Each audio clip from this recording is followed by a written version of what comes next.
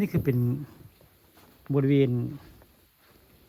ถ้ำภูบดางและถ้ำพระนคูเบียแหละนี่ผู้ข่าปานคำผสมพามาชมถ้ำพระนคูเบียบ้านอ่างตำบลนาตาลอำเภอเตางอยได้เพิ่นมาอยู่นี่3 ปีได้เพิ่นมาจำพรรษาอยู่นคูเบีย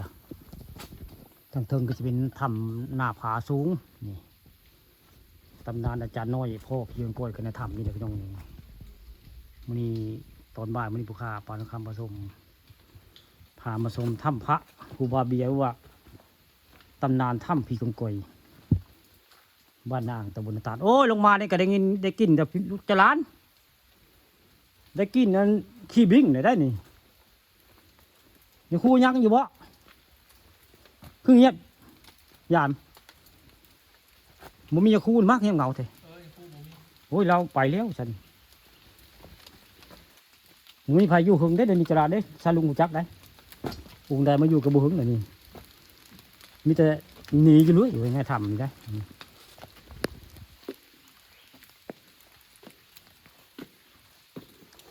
มาวันนี้บุเห็นยาคูจะซาพี่น้องวันนี้มาทำพระครูบาเบียมานั่งวันนี้บุเห็นได้ผู้ได้ทำทั้งเทิงไปแล้วผู้ที่อาจารย์น้อยว่าพี่กำกล้วยโดดมาหน้าผาเทิงไปได้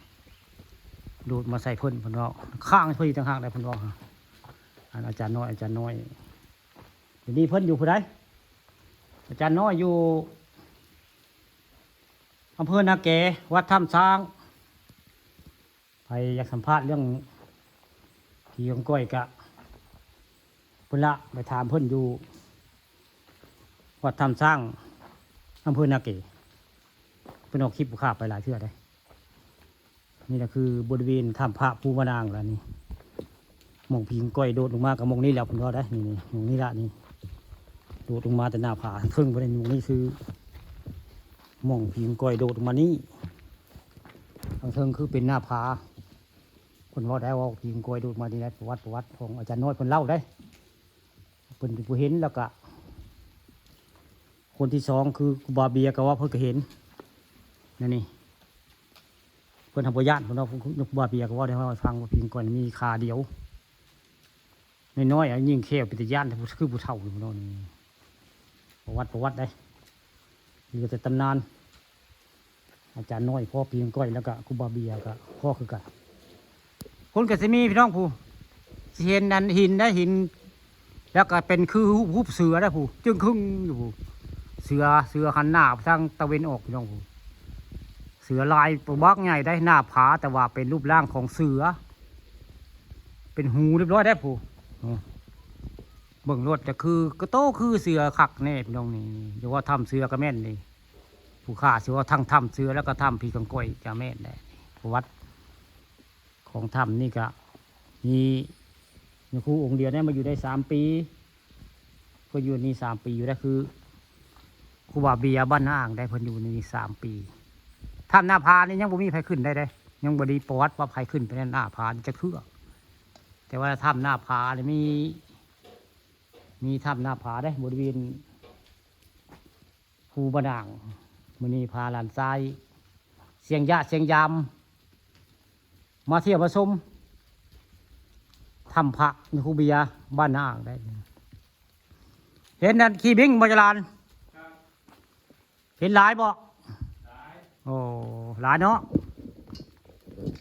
วันนี้พาหลานชายมาเที่ยว